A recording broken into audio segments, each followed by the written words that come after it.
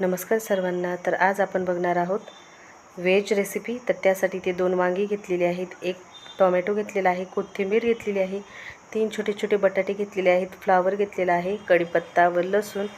तर इथे सर्व भाज्या मी बारीक बारीक अशा चिरून घेतलेल्या आहेत। तर इथे कढई घेतलेली आहे, गॅस अगदी कमीच हवा। 3 ते 4 चमचे मी इथे तेल टाकून घेतलेले आहे।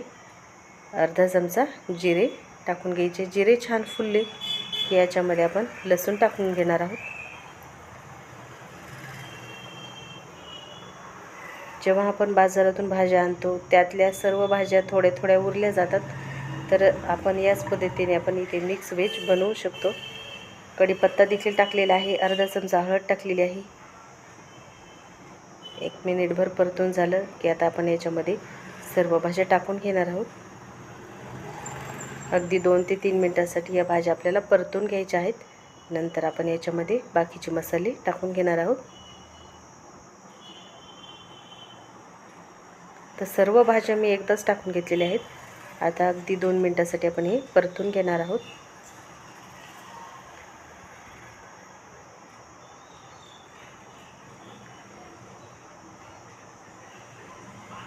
तर खूप ही टेस्टी चमचमीत अशी ही मिक्स व्हेज बनवून तयार होते। अगदी 5 मिनिटांमध्ये ही व्हेज रेसिपी बनवून तयार होते। नक्की ट्राय करून बघा। तर 2 मिनिटांसाठी मी हे परतून घेतलेले आहेत भाज्या। त्याच्यामध्ये 1 चमचा काळा मसाला टाकलेला आहे, चवीनुसार मीठ टाकलेलं आहे, बारीक चिरून घेतलेली कोथिंबीर। आता छान हे मिक्स करून घेऊया। तुम्ही तुमच्या आवडीनुसार इथे तुम्हाला काळा मसाला वापरायचा नसेल तर तुम्ही इथे हिरवी मिरची सुद्धा वापरू शकता किंवा मग लाल तिखट देखील वापरू शकता। हे मसाले छान 2 मिनिट परतून झाले की लगेच याच्यामध्ये शेंगदाण्याचा कूट, भाजून घेतलेल्या शेंगदाण्याचा कूट घालायचा आहे 4 चमचे। हा देखील आपल्याला छान मिक्स करून घ्यायचा आहे।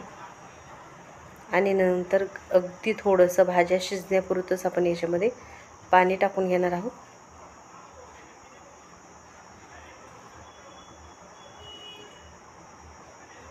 अगदी 1 वाटी इथे मी पाणी टाकून घेतलेलं आहे आणि मस्तपैकी आता याला छान आपण शिजवून घेणार आहोत।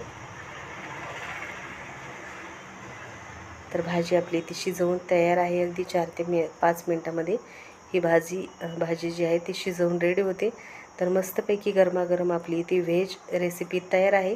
तर पुन्हा भेटूया असेच एका छानशा रेसिपीबरोबर। तोपर्यंत बाय।